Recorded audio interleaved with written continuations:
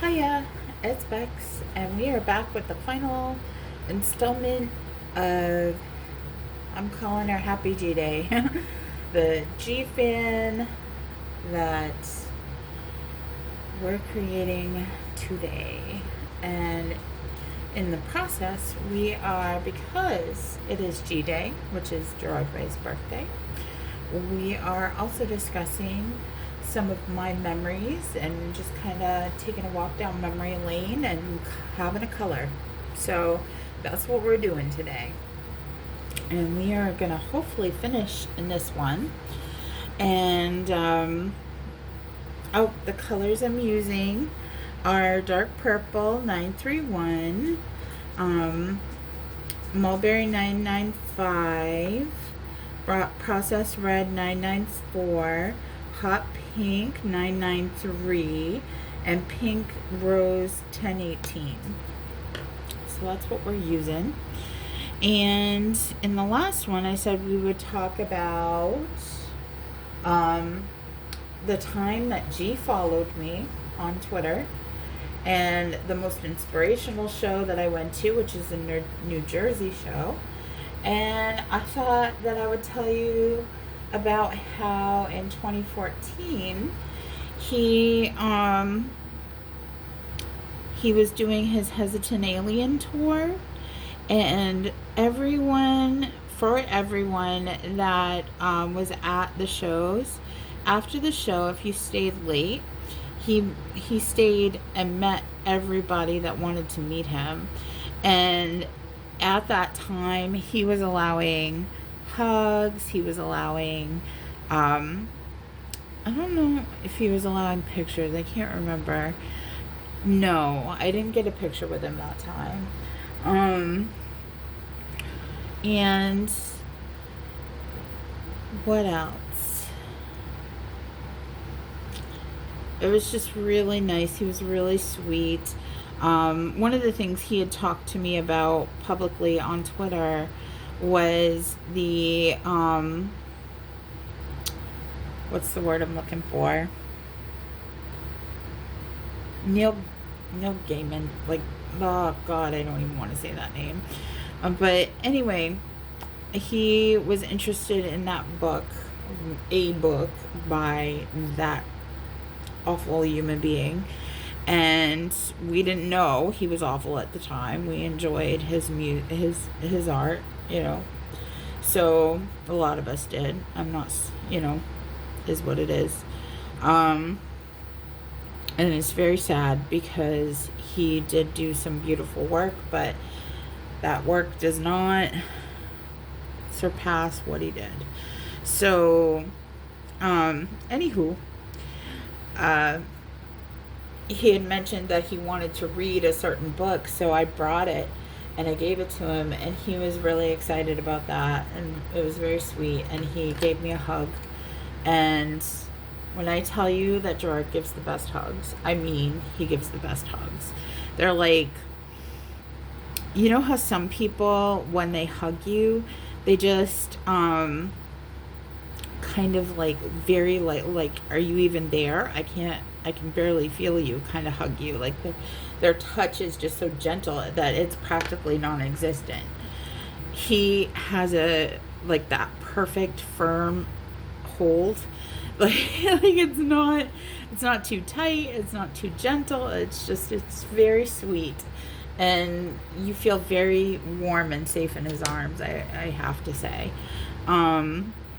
So it was a very nice moment for me. It was a very nice hug. And, yeah, so that's the time that Gerard hugged me. There's been others, but that was a nice memory. Like, when I say there's been others, like, not like that, not like a full-on hug. It more like arm around me kind of thing. Like, he's done that quite a few times. But that's why that one sticks out to me, because that was the time that I got the full-on hug from Mr. Gerard. I still have, it's You know what's funny? Oh, I wish I knew right where it was. I'd show it to you. You know how he runs around in a camo jacket these days? I was wearing a camo jacket that night, and this was before he got one.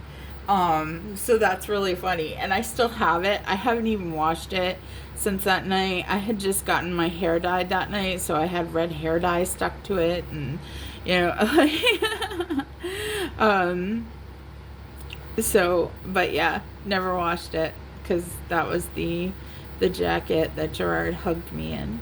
So, but it was just brought it up because it felt funny that that not I definitely am not saying he got it because of me, because I know better, but I think it's funny that we have a similar taste in clothing. At least jackets, I gotta say. But I mean, his he also has the shirt with the skull on it that has skulls on the arms. I have an almost identical version of that, but as a sweater, and it's gray, not black. So it's gray with black skulls. And I was like, oh, that's kind of cool. He's wearing my sweater, but as a jacket. And yeah, so what else was I gonna say? Like, let's talk about, well, first of all, let me do this because I didn't before. But this is the color book we're coloring from. It's from Anna Marine, and I did a flip through in the last video if you're interested. But it's a very beautiful book, and you should check it out. She does have a digital version. Again, I'm not for sure it's still available, but I did find her on Amazon, and it was a pre-order when I got it, and she was only doing a small run at the time, but she may still have it available or restocked it. So I would definitely check into it if you're an MCR fan or you just enjoy beautiful art. So yeah, the other thing we were going to talk about is the most inspirational show that I have ever been to. That was My Chemical Romance. I don't want dark purple. Why do I have dark purple out? So we wanted mulberry. That's what we wanted. There we go.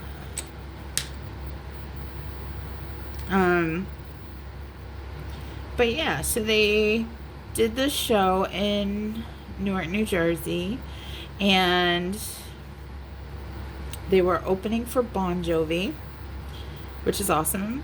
They actually covered Living on a Prayer on the last tour, and I thought that was pretty cool, especially since they have a history with Bon Jovi of playing with them. Well, playing for them, I guess you could say, because they were opening for them. But I'm sorry, I lost my train of thought. I've been at this for a little while, and I slept good last night, but I didn't sleep a lot last night. Like, I woke up wide awake at 5 a.m. and I went to bed at like 1. So so I'm kind of like a space cadet. I'm trying to keep it together here, but just I try not to as much as I do, but I do it.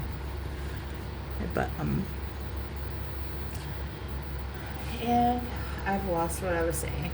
Oh, so New Jersey, right? I went to that show after going to the Maxwell show the night before. And what was shocking to me was that all the Bon Jovi fans did not pile in to see My Chemical Romance. Like, it was such a different group of fans, like an age group and genre group, and I think that a lot of people just didn't feel like it was their cup of tea. So it was nice for me because the security allowed me to go right up to, I mean, not on the floor, but because they knew they wouldn't get me off the floor after that, but but as far up in seats as I could get, and as close as I could get, which was pretty damn close, because there was almost no, like, they were practically playing to an empty arena. And it was because the tickets were so expensive, because Bon Jovi was a big act, right? So, still is. And so it was very much one of those things where, give me a second, where it was just really interesting to see, at the height of their fame, they're playing to a sold out grand opening arena for an arena, and nobody is in the arena. Like, I mean, there were a few MCR fans, of course, but a lot of us were like, you know, they were on tour, and we were just like, you know, we'll get them on the tour, like, where it's $50, you know, not $300. And so I'm trying to focus on shading here and talk, and it's being a little difficult. But MCR came out, and they gave one of the most amazing performances I've ever seen them give. And they played to the whole arena. They played like it was a full arena. Like, they didn't act like they didn't care. And I loved that. Like, if they cared about it, if they felt bad about it, you sure as hell didn't know it, because they just played their hearts out. And I loved that. I love seeing my band be the type of band that, even in a fall, like, even in a humbling situation, they were still right there and right on it. And it was an amazing show. Like, people were ridiculous to not stick around, you know. And we're gonna do this, a little bit of this and a little bit of that.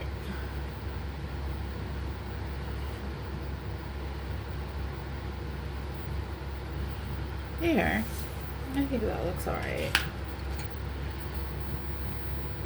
Go over it a little bit, just to soften it, blend it, make it look like it works. There you go. Alright, I'm calling her shirt good. There's her shirt. Trying to get the light to hit it just right. How's that?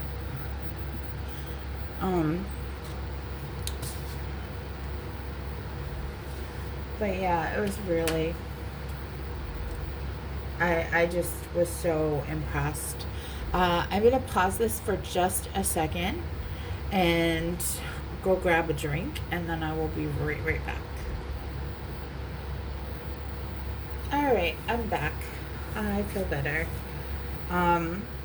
So yeah,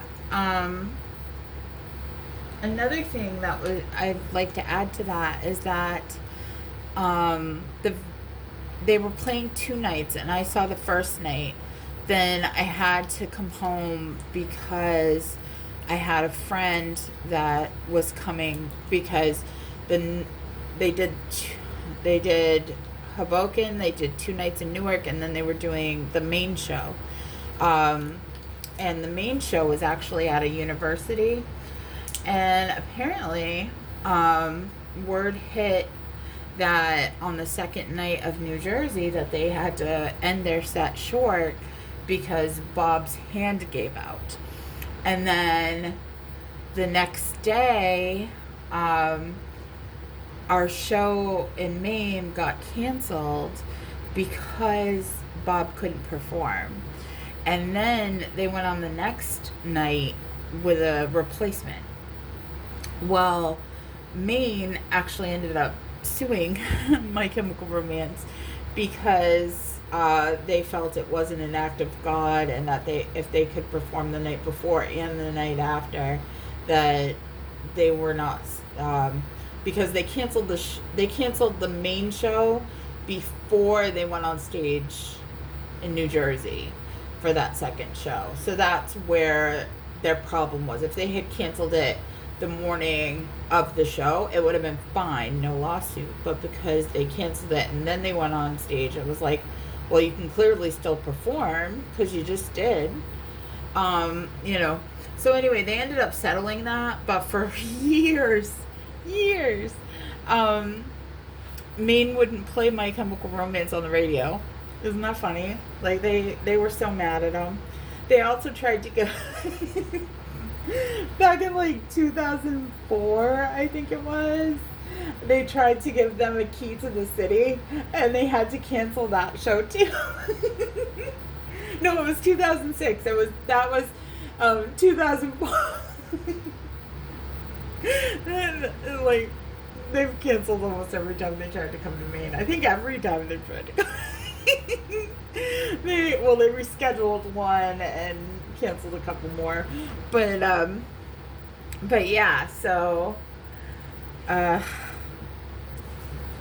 it was just funny because they were supposed to do a WCYY holiday bazaar, and I think that was in 2003, maybe 2004, and they had to cancel that because the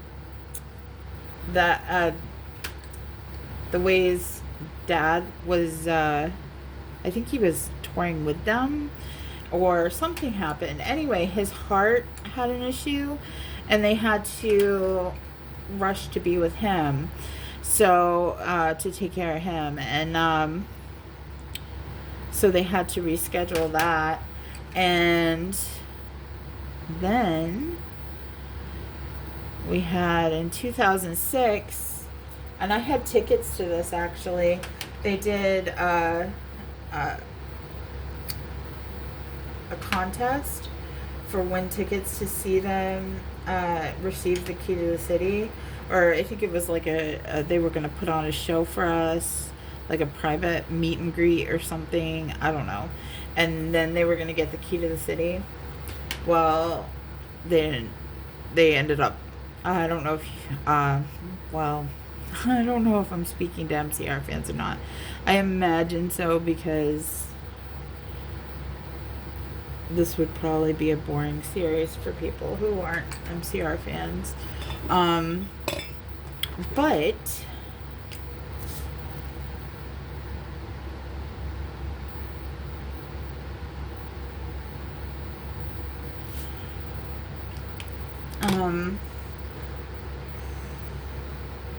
yeah, so they canceled that because the whole band had food poisoning, and they never rescheduled it. Then the university and that lawsuit. So Maine pretty much was just like, you don't like us and we're not going to play your music. It was funny. It was just funny. Anyway, so yeah, the time that Gerard followed me, he was on Twitter, and he was being sassy, like he can be, you know, and he started blocking people and making jokes about it, like people that deserve to be blocked. But then he made good fans that weren't doing anything wrong, nervous that just talking to him was gonna, you know, get them blocked. So it kind of caused a problem for him, right? So I wrote this really long, they were called Twitlongers. I don't know if you're familiar, but it allowed you to basically make a blog post for Twitter. And I wrote this really long thing, and I'll never forget it because it was in support of him, and it was just like, I remember in part of it, I just said, as long as you approach him in a meaningful way, you have nothing to worry about. And I had used a lot of examples, like both ones I had personally witnessed and things like that, like people literally making fun of him and him helping them get into shows. Like, that's the kind of person he is. And so, I talked about those things, and like, he's, you got to do something. You got to really do something to get on his bad side for him to do anything like that. So, as long as you approach him meaningfully, then you have nothing to worry about. And minutes after I wrote it, he liked it and followed me. And I was just like, what just happened? And I sat in my I was staying with a friend at the time, and I literally just sat there playing the song, like, it's a beautiful morning, ba ba ba. And I was just playing it on repeat and dancing. Oh my god, I was so happy. But a lot of people ask me, what did you talk about in DMs and stuff? And I was like, I never DM'd him. I never did, because he's such an inspiration to me and such an idol. I don't know if idol is the right word, but he's legend to me. Like, he's on a pedestal, all right? And I was, at the time, my thought process was, he's done so much for me through his music and stuff, and I don't want anything from him. I just want to support him and to do anything, ask for anything, talk, messaging him would be asking for a reply, right? And I didn't want to ask him for anything, because he'd already done enough for me through his art. And all I had ever wanted to do was just say thank you to him.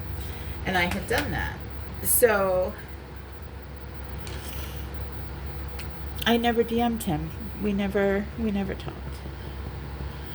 We have talked in person. We've had a couple short conversations, nothing in depth, nothing deep, but, fan stuff. Talked about books. But yeah, it was really cool. And what was also kind of cool about it is that all the fans, like, what I wrote blew up, and fans were like, yeah, this is so accurate, and thank you for saying it, and thank you for the way that you said it, and all this. And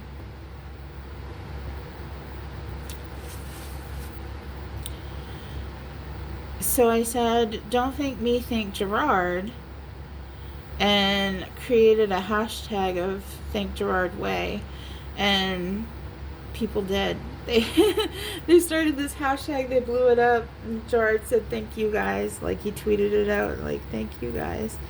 And so that was pretty cool. But yeah,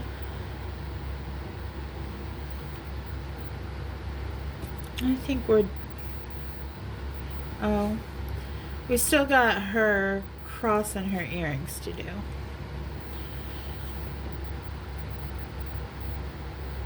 So anyway, I don't think I have enough time here to go into another story, but I will say that out of all the humans in all the world, he has had the biggest impact on me out of all of them. He is just perfection to me.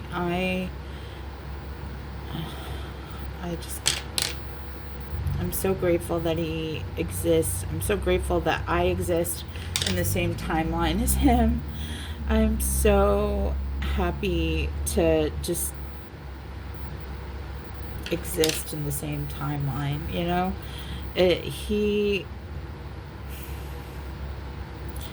I mean, the way that he sees the world, the way that he presents it in art, the way that he is compassionate and empathetic and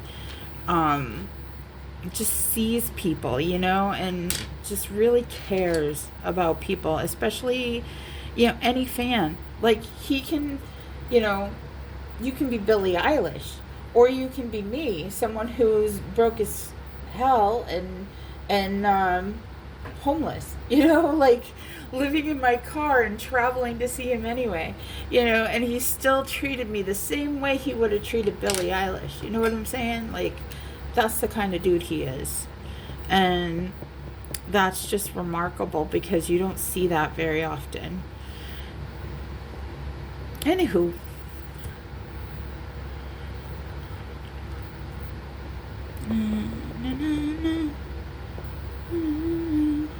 I have the song Hey Jude stuck in my head from the Beatles.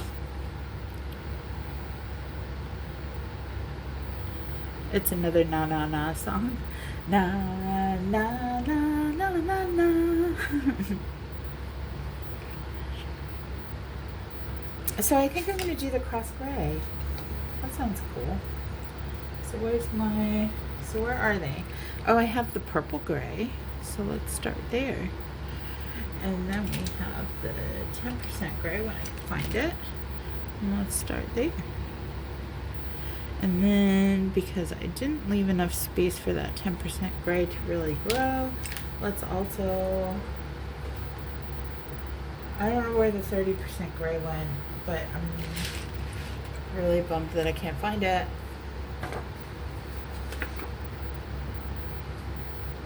So we're gonna grab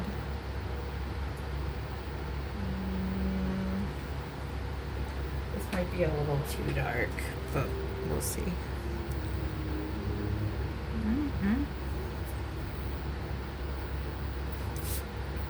There we go. There we go. I like it. I like it a lot.